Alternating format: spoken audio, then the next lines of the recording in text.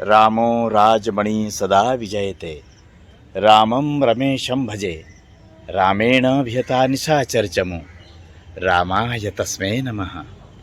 आज हम चिन्मयानंद जी बापू की कथा श्रवण करने के लिए मंदसौर मध्य प्रदेश में आए हैं और यहाँ पर माहेश्वरी धर्मशाला के अंदर श्री राम कथा का आयोजन किया जा रहा है। देवदर्शन में आज हम आपको श्रवण करवाते हैं पूज्य बापू जी की श्री राम कथा का।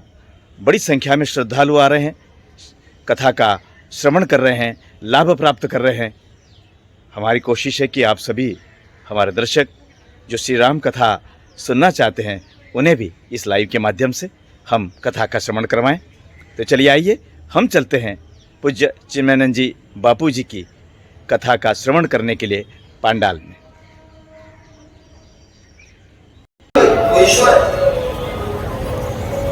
अब झूठ भी ऐसा बोल रही है किसी को बचे ना। अभी 5 मिनट पहले इतनी लड़ रही थी कि नहीं ये भगवान ही हो सकते, और वो कह रही है कि मैं प्रणाम करके आई। तब शंकर के वो धरी ध्यान,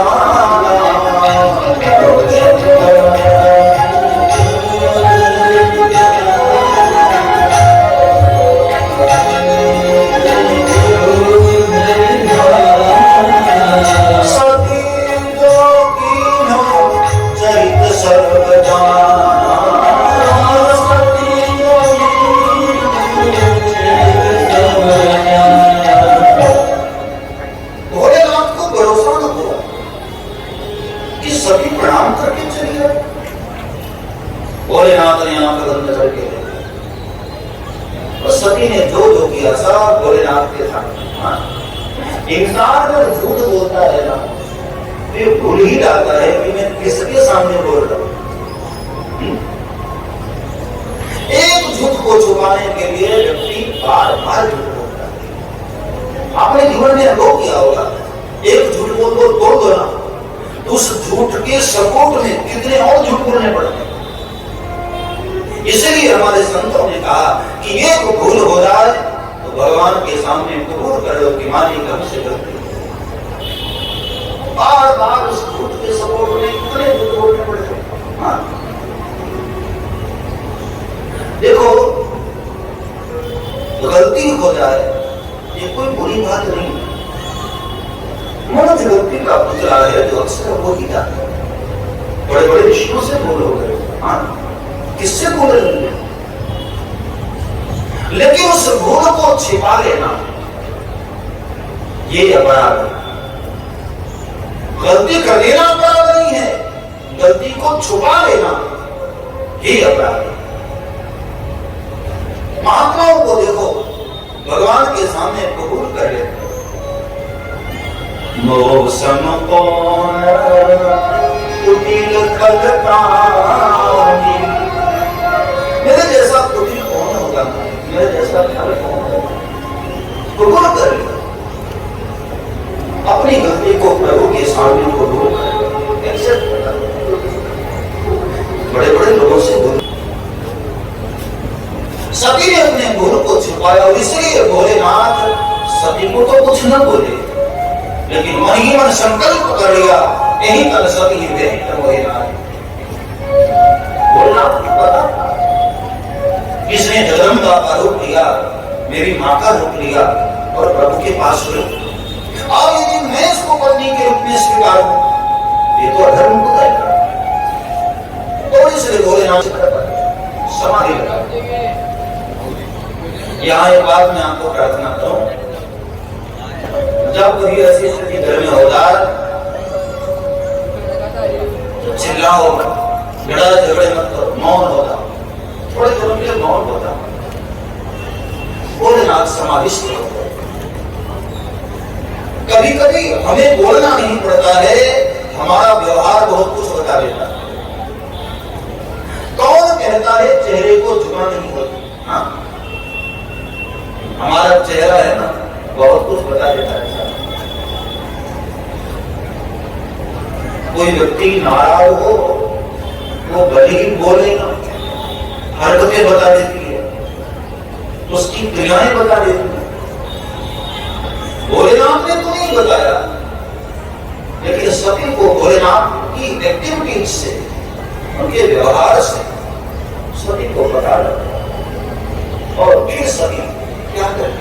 सिवाय पश्चाताप के और कोई उपाय भी तो न था। कैलाश के शिखर पर बैठे बैठे सभी रोती रहते, पश्चाताप के आंसू निकलते रहते, मैंने क्या भूल कर दी, मैंने क्या अपराध कर दिया। यहाँ दाम्पत्य जीवन में दूरियां क्यों होती हैं, उसका दर्शन क्या है। जल पे सरी सविकार देखूं कीट किरीट भरी, विरल होई रस जाई, कपट खटाई परत खनाई। यहाँ बाबा तुलसी ने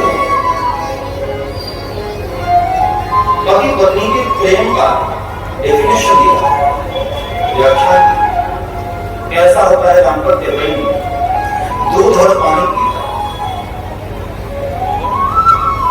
पानी को दूध अपने अंदर मिलाता है, अपना रंग देता है, अपना गुण देता है, और एक दिन अपनी ही कीमत में पानी को भी दूध बिकवा के देता है। कितना आदर देता है दूध पानी को। लेकिन उस पानी मिले हुए दूध में थोड़ी खटाई पड़ जाती है, तो विरल होई रसदाई कपट खटाई परत खन। ऐसे ही दाम्पत्य जीवन में पति पत्नी के रिश्ते में कपट की खटाई जब आ जाती है ना, तो पति पत्नी के रिश्ते में भी दरारें शुरू हो जाती है, विघटन शुरू हो जाते हैं। इसलिए मेरी प्रार्थना है, कथा सुनने के बाद में भाई बहन, दाम्पत्य जीवन में कपट न करो, झूठ न करो। यहाँ सती के प्रसंग का आप दर्शन करो। सती को भोलेनाथ ने दूर नहीं किया, अपने कर्म से सती खुद दूर हो गई, रोती रहती है कैलाश। वर्ष बीते, कई वर्ष बीते, 87,000 वर्ष तक भोलेनाथ समाधिस्थ रहे, और सभी रो रो करके सूख चुकी, दिन रात आंसुओं से भीगी रही। भगवान को प्रार्थना करती है कि मारी, मैं अपराधी हूं, मैं जानती हूं मैंने अपराध किया है, मेरे अपराध की इतनी बड़ी भी सजा दीजिए भगवान। शिव ही मुझसे रूठे हो तो सती के जीवन का क्या है। यहाँ बाबा तुलसी ने एक बात दर्शन कराया है। विवाह हो जाने के बाद पति नाराज रहे तो पत्नी का पूजा पाठ करना भी व्यर्थ हो जाता है, क्योंकि जिससे हम प्रेम करते हैं उसका दिल दुखाए तो परमात्मा भी क्षमा नहीं करता है। सभी बहुत रो रही है और शायद प्रभु ने सुन लिया। 87,000 वर्ष के बाद शिव की समाधि छूटी और 87,000 वर्ष के बाद भोलेनाथ उठे तो सबसे पहला उच्चारण उनके मुख से हुआ हरिनाम। राम राम शिव सुमिरन लागे, राम राम शिव सुमिरन लागे, दानव सती जगत पति लागे,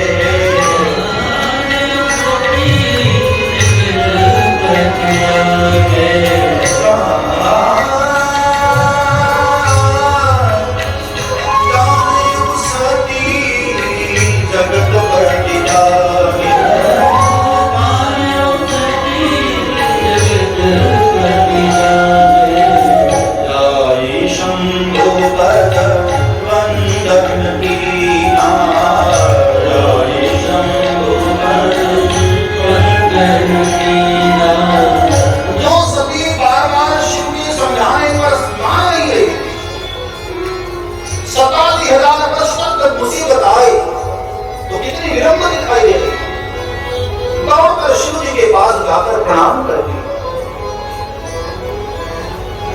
दुख बड़े बड़े लोगों को भी विनम्र कर देता है, बड़े बड़े लोगों को भी तोड़ कर रख देता है। शिव के चरणों में प्रणाम करने गई और बाईं ओर बैठना चाहती है, लेकिन सन्मुख शंकर आसन नहीं था। शिव जी ने कहा नहीं थे, अब यहां बैठने का स्थान तुमने खो दिया। सामने आसन बिछाया। ध्यान रहे, बाईं ओर आसन पत्नी का होता है, सन्मुख आसन माता का होता है। और जब सामने बैठने के लिए कहा, सती के दिल पर मानो वज्राघात, दुख का पहाड़ टूटा, आंसुओं की धार बह पड़ी, रोने लगी सब फूट फूट कर। क्या मैं इतनी बुरी होगी? वो रात ने मुझे मां के आसन पर बिठाया, बेटा बेटा आंसुओं में डूब गई। और आखिर करुणा के उतारे भोलेनाथ, कर्पूर गौरम करुणा अवतार, करुणा के उतारे सभी को रोते हुए देख न पाए, तो सभी को प्रसन्न करने के लिए भोलेनाथ ने एक बड़ा सुंदर उपाय किया। सभी को अच्छा लगे। लगे कहन हरि कथा रसाया,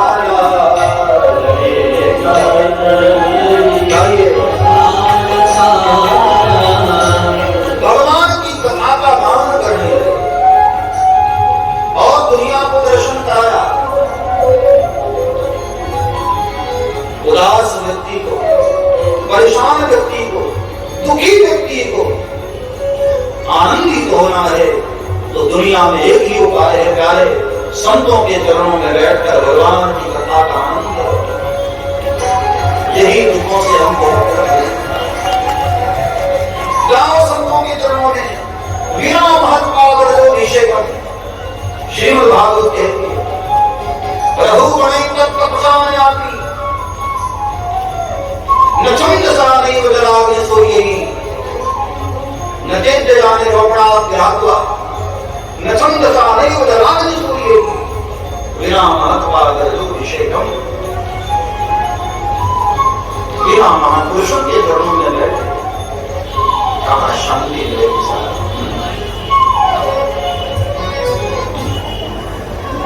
जो लोग मदिरा पान करने वाले लोग होते हैं, कई बार वो बड़े दर्द देते, महाराज एक पैर पी लेता हूं ना, क्या शांति देते। वो शांति नहीं है प्यारे, बेहोशी है। हाँ, और 2-3 घंटे के बाद वो शांति गायब भी हो जाती है। लेकिन कथा में जो पिलाया जाता है, यहां बैठकर जो पीते हैं लोग, जीवन भर उनको शांति मिलती है। पूरी जिंदगी आनंद में रहते हैं। जाम पर जाम पीने से क्या फायदा? रात होगी सुबह को उतर जाएगी। एक ही प्याला पी लो हरि नाम की, जिंदगी प्यारे तेरी समझ जाए। यहाँ तो ऐसा पिलाया जाता है कि जीवन भर नाम तुम्हारी नानका चढ़ी रहे, दिल रहे। सांसों की माला पे, सांसों की माला से, सांसों की माला पे, सांसों की माला पे, सिमरू में सीता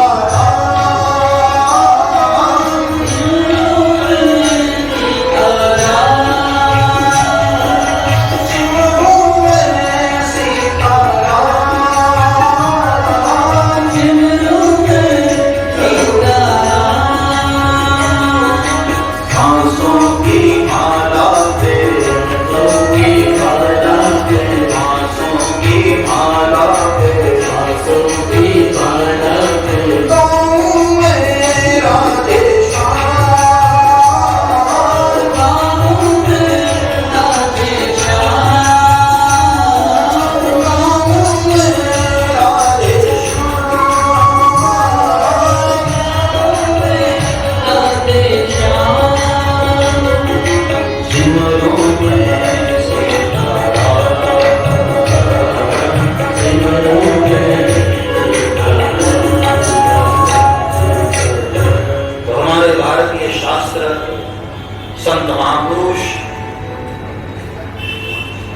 जिनके मार्गदर्शन से ही प्यारे आनंद है। भोलेनाथ ने राम कथा शुरू की है सभी को सुनाने के लिए।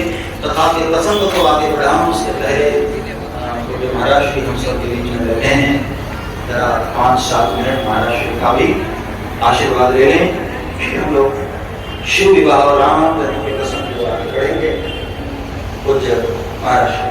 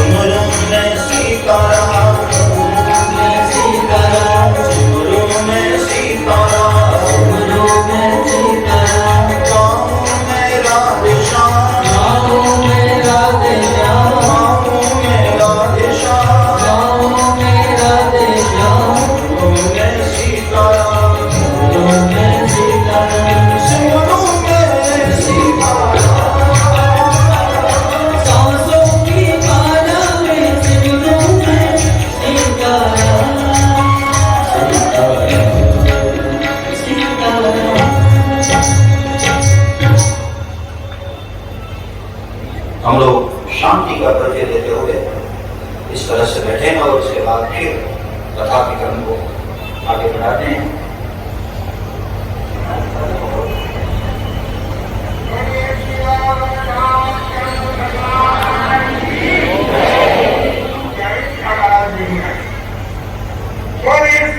रामचंद्र भगवान की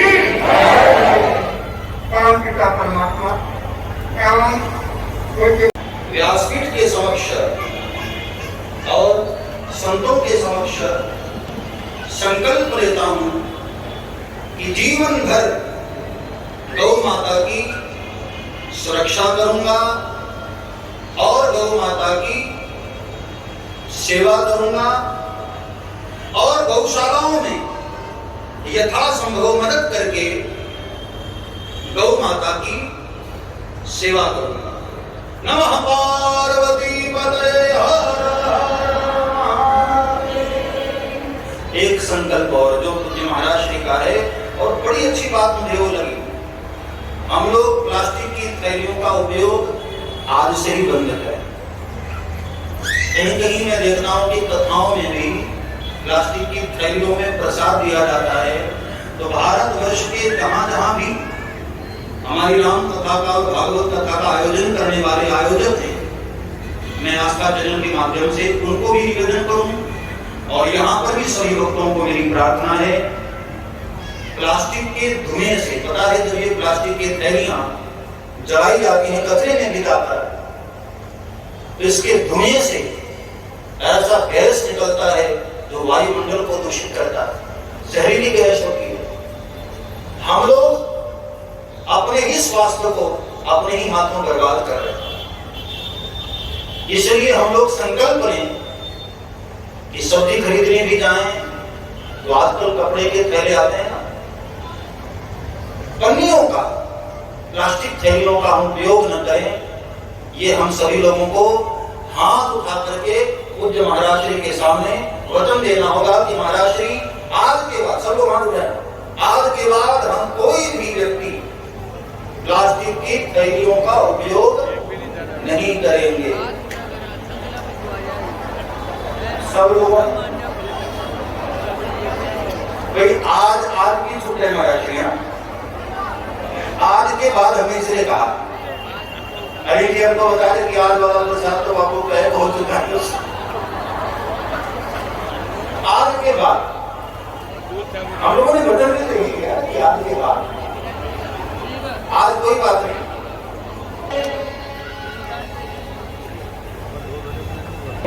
और वो ऐसे परिवार उस बापू के पास आकर गुहार लगाते हैं कि महाराज जी अगर ट्रस्ट के माध्यम से हो सके तो इस बार हमारी बेटियों के कन्यादान आपके द्वारा हो जाए, ऐसी व्यवस्था आप करें। तो महाराज जी ऐसे सेवा के कार्य लगातार कर रहे हैं। और इसी क्रम में गौशाला जो हरिद्वार में मां गंगा के पावन तट पर बनी हुई है चिन्मय धाम गौशाला, जहाँ सैकड़ों की संख्या में गौ माता की सेवा निरंतर पूज्य बापू के द्वारा चल रही है। साधु संतों का नित्य भंडारा, जहां कोरोना में लॉकडाउन के समय सारा विश्व का मार्केट हर चीज सब बंद हो गया था, लेकिन ऐसे विकराल समय में भी पूज्य महाराज जी ने कहा कि चिन्मय धाम में भंडारा सतत चलता रहेगा, साधु संतों को भोजन निरंतर कराया जाएगा, और राधा रानी की कृपा से निरंतर भंडारा चिन्मय धाम में चल ही रहा है। डेली प्रातः काल के क्षेत्र में जो लोग फेसबुक पर पूज्य बापू को फॉलो करते होंगे तो रोज नित्य 9 बजे से प्रातः वहां से दिखाया जाता है। तो इसी क्रम में श्री भंवर लाल जी चौधरी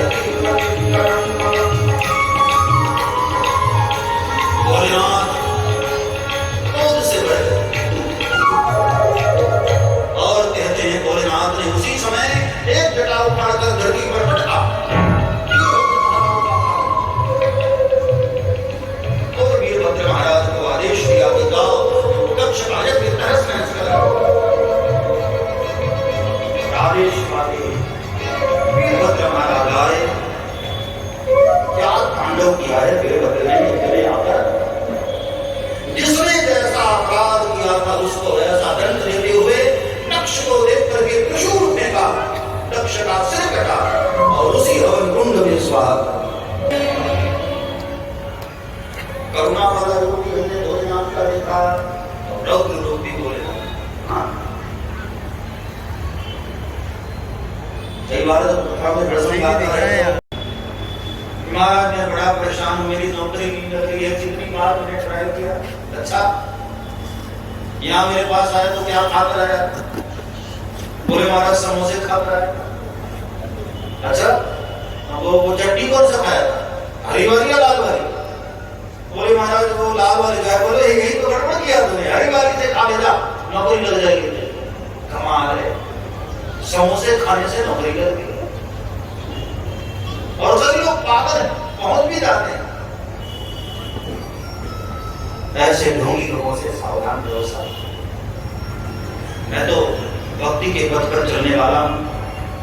रामायण में जो कहा गया है वो संदेश आप तक पहुंचा देना, ये हमारा कर्तव्य है। फिर भी कोई ठगा जाए, किसी का काम न बने, दुखी हो, तो वो तुम्हारा कर्तव्य है साहब, क्योंकि हमें भी ईश्वर के पास जाकर जवाब देना तो होगा ना। हमने हमारा कर्तव्य पूरा किया, व्यासपीठ से बैठकर सही मार्ग जो है मैं आपको वही दिखाऊं, ये मैं उत्तर